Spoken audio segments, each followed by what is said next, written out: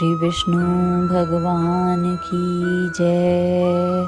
27वां अध्याय। गणों ने कहा, विष्णुदास एक दिन भोजन तैयार करके भक्ति में तल्लीन था कि कोई उनका भोजन चुरा कर ले गया, लेकिन सायंकाल की आराधना हो सके और व्रत भंग न हो, इसलिए उसने उस दिन दोबारा भोजन तैयार नहीं किया। श्री नारद जी ने कहा, हे राजन, इस तरह लगातार 7 दिन तक कोई दूसरा भोजन चुराता रहा।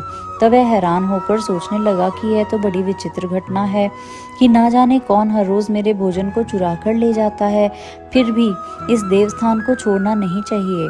अगर मैं भोजन बनाकर खा लेता हूँ तो देर हो जाएगी और पूजा छूट जाएगी। अतः मुझे भोजन बनाकर तुरंत खाना नहीं चाहिए। बिना भगवान को भोग लगाने के वैष्णवों को भोजन नहीं करना चाहिए। अगर 7 दिन बिन भोजन के बीत गए हैं तो आज का एक दिन और सही। आज मैं भली भांति भोजन की रक्षा करूंगा और देखूंगा कि हर रोज इसे कौन चुरा कर ले जाता है। ऐसा सोच विष्णुदास भोजन के पास ही छिपकर बैठ गया।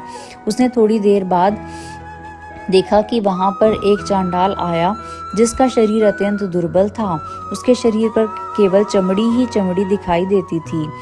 जब वह चांडाल भोजन चुराकर चल दिया तो विष्णुदास ने उसे पुकारा, हे भाई, यह रूखा भोजन ले जाकर क्या करोगे?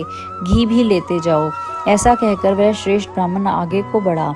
विष्णुदास को अपनी ओर आते देखकर वह चांडाल तेजी से दौड़ने लगा।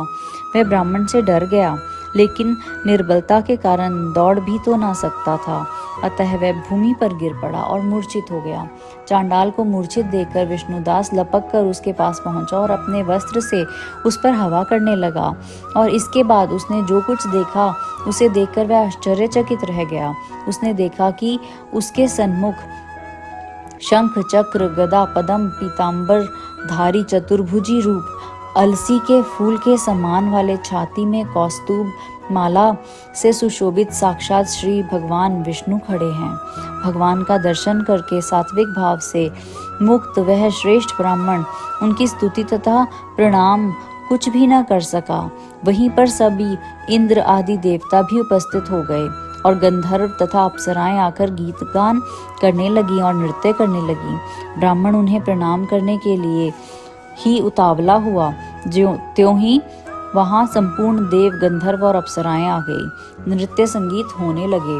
विष्णु भगवान ने अपना स्वरूप ब्राह्मण को प्रकट कर उसका आलिंगन किया और दिव्य विमान में बैठाकर उसे बैकुंठ ले गए। दिव्य विमान में ब्राह्मण को विष्णु के साथ जाते हुए चोल राजा ने भी देखा। उसने अपने गुरु आचार्य मुद्गल को कहा कि मैंने जो यज्ञ आदि किए हैं वे सब व्यर्थ हुए।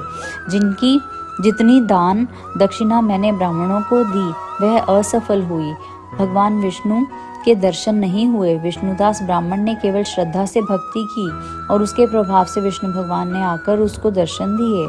इसलिए भक्ति ही सर्वोपरि है। मुझे विष्णु भगवान के दर्शन के लिए राजकाज त्याग कर भक्ति करनी चाहिए।